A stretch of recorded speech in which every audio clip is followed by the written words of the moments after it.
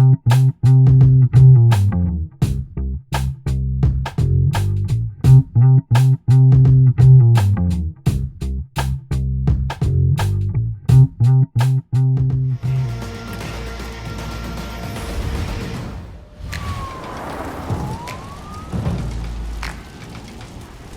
watched wildfires scorch across Australia and California.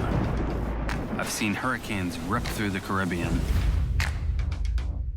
But I've never dealt with a tornado until now.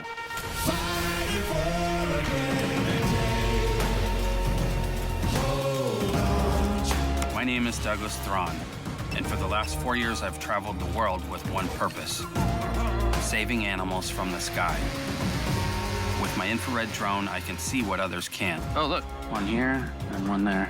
Using heat signatures to pioneer a new path in animal rescue.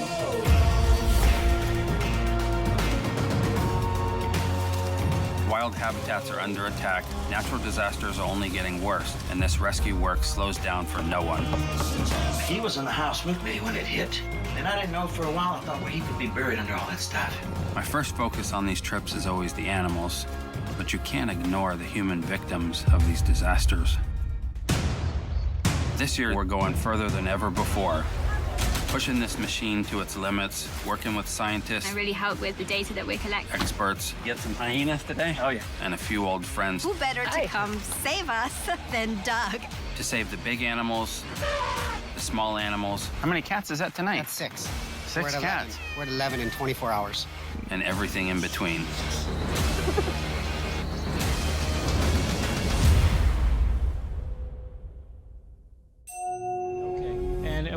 What did you? Originally, you were studying what? Because it sounds like I was going to ask you which came first, the chicken or the egg, like the tech part or the animal part, rescue part. But I believe you fell into that almost circumstantially. The I kind of, back in when I was a kid, when I was around 4 years old, I would watch a TV show called Wild Kingdom. Oh, I remember Marlon Perkins or Marlon. Yeah. Yep. Right. Wasn't it Mutual of Omaha or something? Yeah. So I'd watch that show. And then when I was a little kid, I wanted to become a wildlife cinematographer. And I didn't really know how to become one. I rescued and saved and had all sorts of orphan baby possums, raccoons, squirrels, and other animals growing up in Texas. And then, so I went to go to school for a degree in wildlife photojournalism at Humboldt State up in Northern California. And when I moved to California, I, like most people, thought the ancient redwoods were already protected. And then I saw that they were still logging them like crazy. So I spent probably about 8 years working to protect the ancient redwoods. And that's where kind of basically my whole focus shifted from just filming animals to being more of an activist for them, because if people aren't out protecting their habitat, of course, obviously there's not going to be any animals to film. So I got really involved and still involved in doing using my cinematography as an activism tool. It's a great way of putting it. Yeah. I know, because I every time I just see people, a tree goes down or, is taken down in where I live, or, or even just branches being trimmed back because, the roads or whatnot. I just figure how many nests are we losing, or how, like it's a home for so many. I don't, I've become as I age, and I don't know how typical it is, but I become more and more emotionally and personally tied to the well-being of animals, and it's become sort of a passion of mine. I love animals, and so when the opportunity came to talk to you, I jumped at it because I just have a lot of respect for what you're doing, and I think the show is great. And I like how you don't distinguish between feral and wild animals and domestic ones. It just any animal in need is seems to be your agenda. Yeah.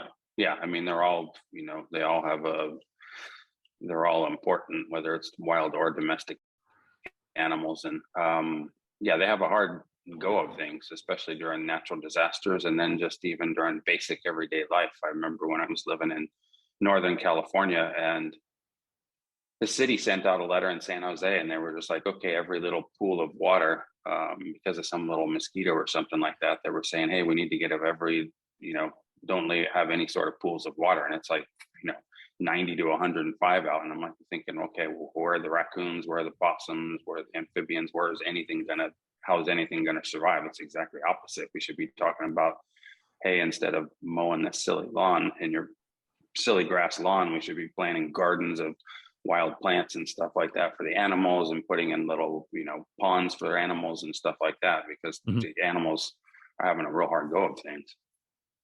Your show really, I mean, it probably wouldn't be you'll get endless seasons. I should start by saying you'll have endless seasons on your show because of the environmental impact on animals, and how quickly things are changing in the environment. Correct? I mean, isn't that true? Yes. Yeah. There's never an end of different episodes that can certainly be shot, and obviously whatever animals that we're rescuing, because of the fact that it's just, it's whether it be feral, wild, domestic animals, they're all coming under attack pretty heavily. I mean, just imagine with the increase of disasters, which seem to be exacerbated by climate change. It just seems like animals are sort of in the most vulnerable than they've ever been. Because and that's the hardest part for me to see too. A lot of times, whether it be like an old neighborhood in Louisiana, and you see these big oak trees that are 80 to 120 years old that fall over, and they no longer have the cavities in them for squirrels to nest or something. And then you see, when the big fires in California happen, and you've got hundreds of thousands of acres, you got to just be like wondering, okay, how many hits like this can the wild animals take, or the domestic ones? Yeah. Your show, which is now entering its second season, is on the Curiosity Stream service, I guess, your platform, right? So this is a documentary, I think, essentially a documentary streaming platform, and this is an original series for that streaming service, correct? Yes. Yeah, you can find there's 6 episodes from last year, and then there's 5 episodes this year, starting in Dominican Republic. Then we go to Africa for a couple of seasons, right? And then Kentucky, and California. So we pretty much travel all over, and California as well. And I found personally from this season, I think I'll show a clip from it. I'll unless anybody objects. I'll show a clip at the beginning. I'll put a clip at the beginning or somewhere in here of the episode with the fox. I found that just incredible. That was a remarkable episode. Yeah, thank you. Yeah, thankfully we were able to find the fox and get her saved. She was severely burned, and she probably wouldn't have lasted another half hour. Was she? Was she? Just for my own period, was she subsequently put back into the wild? How does that work? Because she was young, right? So once they get them all rehabbed, then their goal is to put them and re-release them back into the wild. So that wouldn't, obviously, if we hadn't found her, that wouldn't happen. No, she would not have survived the day, I don't think. But she was. I just wonder how, given her how young she was, how she would do on her own in the wild, or do they? I mean, I'm not sure you would have the answers to something fox, like. Yeah, the fox do pretty well. They're a pretty hardy animal, so they can adapt pretty well, and when they get rehab, they get reintroduced back into an area similar to as close to where they were found. And that fox had kind of wandered into the neighborhood. So one can hope that, she was able to forage around and find more food, because there were intact areas of habitat nearby. was the first season, which you mentioned before, which is available right now as well on Curiosity, at the Curiosity Stream platform. Was that all like just it done in the US and then you've expanded your that one actually starts in the Bahamas, where I got started using because I was out volunteering for the Sea Shepherd Marine Conservation Organization as a cinematographer for them and helping them deliver aid after Hurricane Dorian. And then I came up with the idea to put infrared cameras on drones because there was so much debris. It was hard to find the dogs even with the drone. And I put the infrared camera on it and it worked so well. From the Bahamas, then I went pretty much straight to Australia and was in Australia. Okay. Rescuing dozens of koalas for about 8 months. Wow. Yeah, maybe less people in the United States know, because I mean, and by the way, makes sense like that. Maybe many Americans may not know about wildfires that are also an enormous issue in Australia because we're so absorbed by the those Australia one was incredible. Yeah. The Australia wildfires burned an area the size of the entire state of Oklahoma. So they were, I don't know how many millions of acres, but they were massive in size, to say the least. Yeah. How does it work? Do you guys? How does it normally work? Let's say you went to Malawi. I know you have maybe through relationships. How do you decide where you and your crew are going to go next, and how does that process work? Essentially, yeah, pretty much. Whenever there's the big natural disasters, because the crew will film some of it, and then there's often ones that I will do outside of the crew, because of however many episodes we're going to be doing. But yeah, usually whenever it's the most, whatever's the most severe sort of disaster, whether it be like a Kentucky, the tornado in Kentucky, that was a easy one to decide to go do, of course. But the Malawi one was, the producers came up with the idea, and through networking, and we're like, oh, how could we help? And from Lone Wolf Media Company that shoots the documentary, and Curiosity, they came up with the idea, and yeah, it was a brilliant idea. So we're planning on hopefully going back to Africa soon too, because there were all sorts of animal applications we could use it for. Yeah, sure. Is there, how many folks like yourself are using drones, do you think, or is this something that you guys kind of have introduced? Because it seems like a really effective. I'm surprised that not. Yeah. I know there's a little bit of use of drones for population studies now being done in Australia after I left. But as far as using it for rescue work, I'm not aware of anyone that uses it with the spotlight and the infrared and the zoom lens. The drone itself is about $45,000, and to be able to fly that at night, because the drone only sees like with blinders on, and you're going in and out of power lines and trees and everything. So you have to, like I used to fly seaplanes and land them in 5-foot waves in the ocean. So you have to be really skilled at flying. And the only people I really know that are that skilled are other cinematographers in Hollywood. And that skill level, you can get paid thousands of dollars a day to do. And whereas in animal rescue, you take a massive 95% drop in pay or something like that. So there's not too many. And most of the time you're putting money out and not getting money in and hoping somehow you'll figure it out. So yeah, most of the people that have those skills are still in Hollywood shooting car commercials and for movies and stuff like that. And it's just not something that people transition over to typically. Yeah. I mean, thankfully, I'm thankful that I have a show on it, so that, I'm not, the show came around pretty soon after I got started. So it was a blessing because of the fact that it covers a huge number of the expenses. So, right. Of course. And yeah, for someone else to be doing it without a show, it would be really hard. Yeah.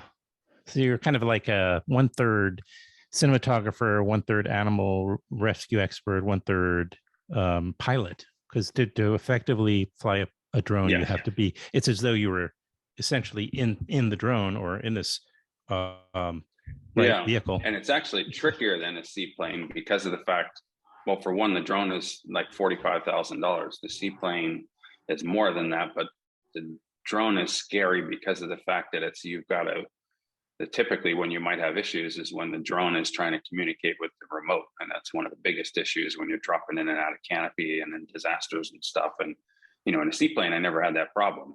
I'm sitting in the cockpit and there's no problem with any communication because of the fact that it doesn't have to communicate. Whatever I do, the seaplane's going to follow right immediately. Whereas in the drone, you're communicating to a signal on a remote control that can be half mile away frequently.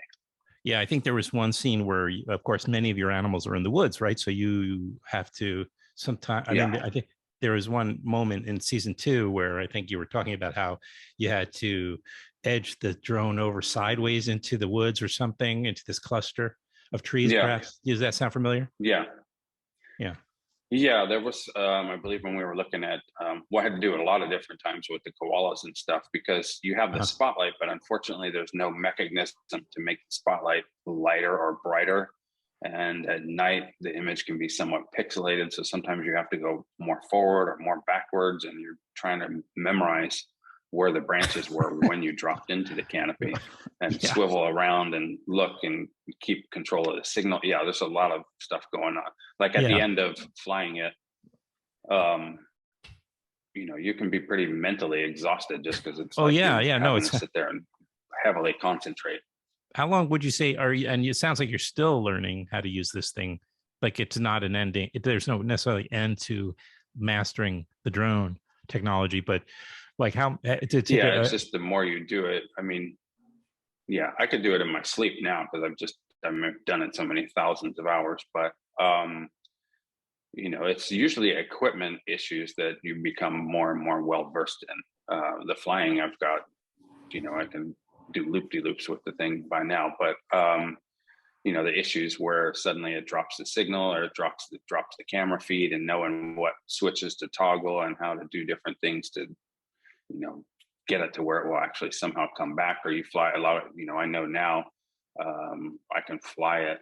I can kind of memorize the flight path, and then I can be flying it just based on sound off in the distance and fly it back when it loses the screen image. So it's not something I like to do, but it happens. Well, it reminds me because some people have had to do that, like, flying, like, certain things may shut down and you have to rely on memory and other, senses to kind of get the job done. Right. So it makes sense. Well, it's also, my God. Yeah. I guess it was Malcolm Gladwell who said, like 1,000 hours of experience, become second nature, right? Anything that you become an expert. What was going? So, just as we wind down soon, I don't want to keep it too much longer. But again, the name of the show is called Doug. Well, maybe I didn't even say, but it's called Doug to the Rescue, and you can stream it on the Curiosity Stream platform.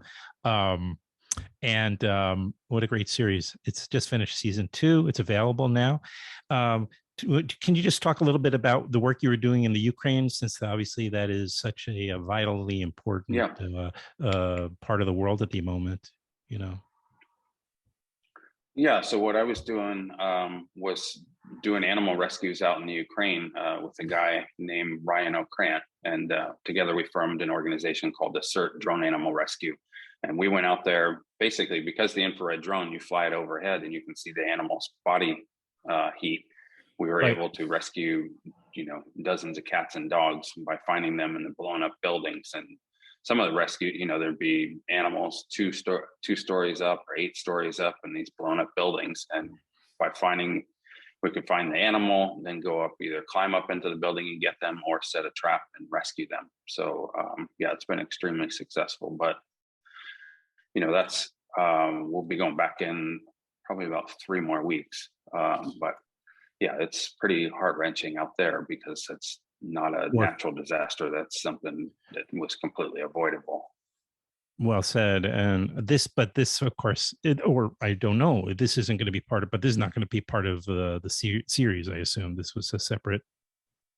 It'll most likely, given the dangers of it, it was one of those things where, all the producers of film companies, they said, hey, Oh, be safe, right. do it, Yeah. and we'll talk afterward. So I it's understand. It's a liability thing for Yeah. obvious All right, reasons. Doug, no insurance companies, no film companies touch it. And then if I make it back out alive, then everybody's like, hey, we're interested in the footage. So yeah, it is being documented, but it's being more like a guerrilla on the ground crew. And then, I'm sure curiosity more than likely would be interested in the end. Yeah. Well, talk about a fair weather friend. I mean, because when you come back, we can figure it out. Yeah. I was used to that when I did all the activism work on redwoods. I would be the one that would gather all the evidence of logging of the ancient redwoods, and the lawyers would just be like, hey, you got to get us this evidence for us to win the court case, but if you get caught, we don't know you. I was like, all right, I won't get caught then. That's a good plan. Yeah. So I got real good at that. So I keep pretty alert, and we have 2 military personnel. The Ukraine government protects us actually with military nonstop. So, okay. So I'm as safe as I can be. I mean, I used to live in Oakland for 5 years, and there were more. It was pretty sketchy where I lived. I had 2 cars stolen and cars broken in, and since COVID, Oakland went downhill, which is why I moved out to Miami. But so to me, when I told my son that I was going there, he's like, Dad, you used to live in Oakland, so it's not that big a deal. So right. Yeah. Is he worried about you? No, he doesn't seem to be too worried. He's just like, he's just used to it. Yeah. He's used and to you're it. not, we're not a careless smart about it. Right. No, I don't go into spots that are actively, there's not active fire. It's, where there's a ceasefire in the area and they're gone and we've done our homework on it and stuff like that. So the danger level is hopefully pretty minimal. Well, hopefully the series will, if this does become part of the 3rd season, obviously the show takes a different direction. It's to a great degree. It's a very different, most of the seasons of the segments that have been shot have dealt with primarily with the results of environmental or natural, what we used to call natural. Most of them have been natural disasters, and then but we've kind of branched out. We did some in the 1st season with doing population studies on koalas after the rescues, trying to get their habitat protected. And then in this next series in Africa, we were filming giraffes and different types of antelope. And in particular, we were trying to protect hyena habitat. And there was hyenas, and I believe, and also there was part of one episode on in the 2nd season, which went into a scientific direction with seeing how drones affected animals, but also you were delivering content to this scientific group who were studying the heart rate of some animals, right? And yes. Yeah, that's so correct. I think my guess is that we'll be shooting more. There's a super high interest in the work in Africa, so hopefully we'll be back there. Especially after Ukraine, I'll probably be like, can you send me out to Africa so I can just hang out with the cheetahs and not be listening to missile sirens at night? And exactly, some peace and quiet for a change. Yeah. I might just go off into the woods and stay out there for a month or 2 and then come back into civilization. Yeah, it sounds good. Well, great meeting you, Doug. Yeah, great meeting you. And appreciate meeting you as well. Thank you. Appreciate making the time to do this, and I'll definitely be trying to definitely making every effort to put this as on people's radar. Cool. Yeah. Thank you for having me on. Yeah, my pleasure. Great. Well, let's try to do it again in the next season. Yeah, definitely. All right. Awesome. All right. Have Thanks a great again. day. Yeah. Thank you. You too. All right. Thank you.